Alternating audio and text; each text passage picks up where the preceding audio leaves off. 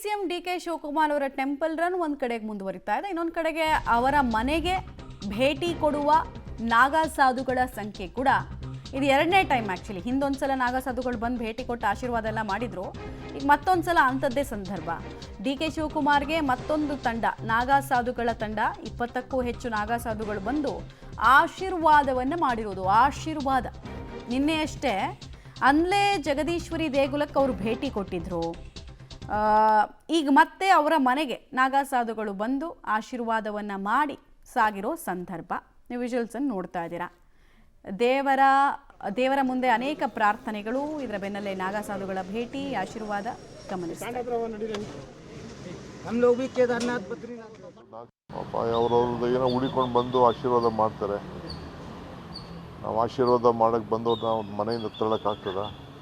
ಈಗ ನೀವು ಬಂದಿದ್ದೀರಿ, ನಿಮ್ಗೆ ಮಾತಾಡೋಕ್ಕೆ ನಂಗೆ ಇಷ್ಟ ಇಲ್ಲ, ಆದರೂ ಏನು ಮಾಡ್ತೀರಿ? ನಿಮ್ಗೆ ನಾ ಬಿಡೋಂಗಿಲ್ಲ, ನೀವು ಬಿಡೋಂಗಿಲ್ಲ. ಸೊ ಹಂಗೆ ಈ ಸಾಧು ಸಂತರು, ಹಿರಿಯರು, ಜನ ರಾಜಕೀಯದಲ್ಲಿದ್ದೀವಿ, ಎಲ್ಲ ಥರದ ಜನನೂ ನಮ್ಗೆ ಬೇಕು. ಈಗ ಮುಜರಾ ಇಲಾಖೆ ನಡೆಸಲ್ವ ನಾವು? ಧಾರ್ಮಿಕ ದತ್ತಿ ಇಲಾಖೆ, ಮುಜರಾ ಇಲಾಖೆ, ವಕ್ಫು, ಚರ್ಚ್ಗಳು ಎಲ್ಲದಕ್ಕೂ ನಾವು ಸಹಾಯ ಮಾಡ್ತಾಯಿದ್ದೀವಿ. ಅವ್ರವ್ರ ಧರ್ಮ ಅವ್ರವ್ರು ಕಾಪಾಡ್ತಾ ಇದ್ದಾರೆ.